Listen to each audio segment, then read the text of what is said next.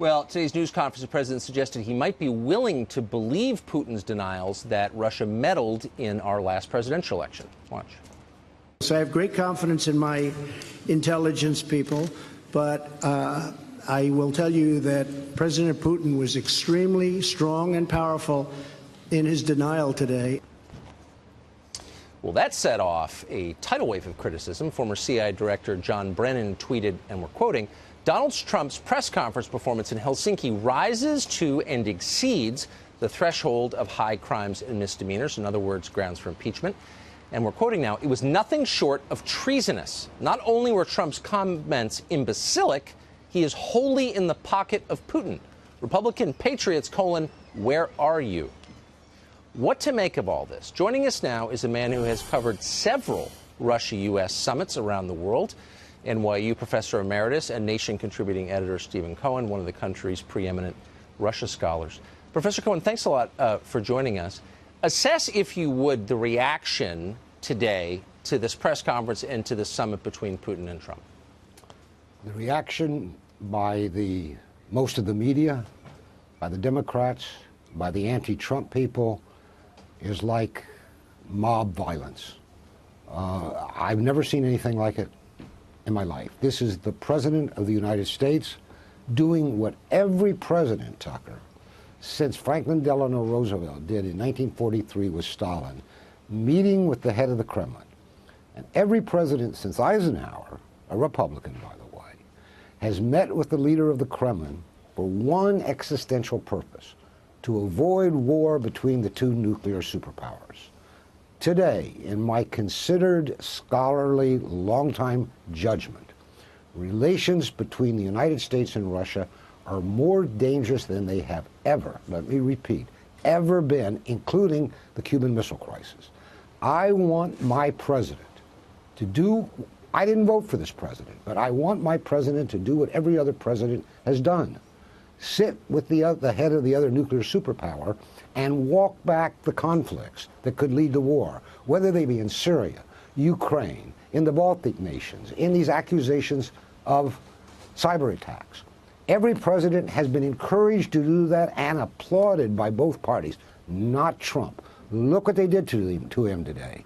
They held a kangaroo court. They found him guilty. And then you have the former head of the United States CIA, who himself ought to be put under oath and asked about his role in inventing Russiagate, calling the President of the United States treasonous. What have we come to in this country? And what's going to happen in the future? Well, those are questions that adults ought to be discussing, I think.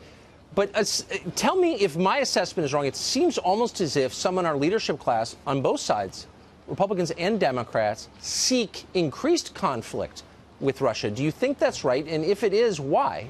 All right, you've asked a fundamental question. Do they know what they're doing? I don't know. They seem to hate or resent the idea of Trump as president, that they've all lost all sense of American national security. I would ask them a question. If you ever get these people on, ask them this question, for yourself, for me, for the nation. Do you, these people who are hunting Trump, do you prefer trying to impeach Trump to trying to avert war with nuclear Russia? That's the bottom line. And that's where we're at today. Because when I listen to the way they denounce the summit, that's what they're doing. Look, and I'm in no way defending Russia about, with which I have no connection whatsoever. And I'm basically agnostic, and I take it as a matter of faith that they seek to influence the U.S. government, undermine our elections. None of that surprises me at all.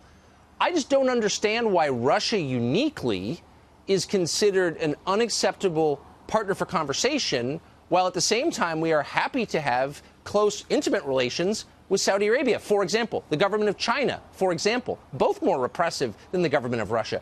I'm missing this. Why the emphasis on Russia?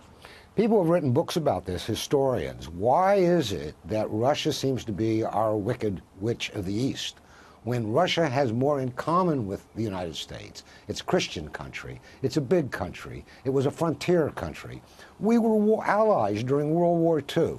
I mean, Russia, this will upset people, but historically, Russia defeated Nazi Germany in Europe. We defeated the Japanese in the Pacific. We were great allies. After that, things went bad. Who's to blame? Historians have written Lots of books. But why since the end of the Soviet Union? There's no communism. Let me ask you a question. You know, DC, why do these people dislike Putin, the president of post-communist Russia, more than they ever seem to dislike the communist leaders? It's more about us, Tucker, than it's about them. And this is really dangerous, not permitting the president of the United States to keep us safe. And I think it is no defense of Putin to ask that exact question. I'm just going to repeat it for our viewers in case they missed it. Why do so many people in charge now dislike the current leader of Russia more than they dislike the communists who killed tens of millions? I don't know. I can't answer it, but thank you for asking. There is an answer, but we would need a lot of time. And a psychiatrist. Well, we'll have it. I hope you'll come back. And a psychiatrist. Thank you. Great to see you, Professor Stephen Cohen.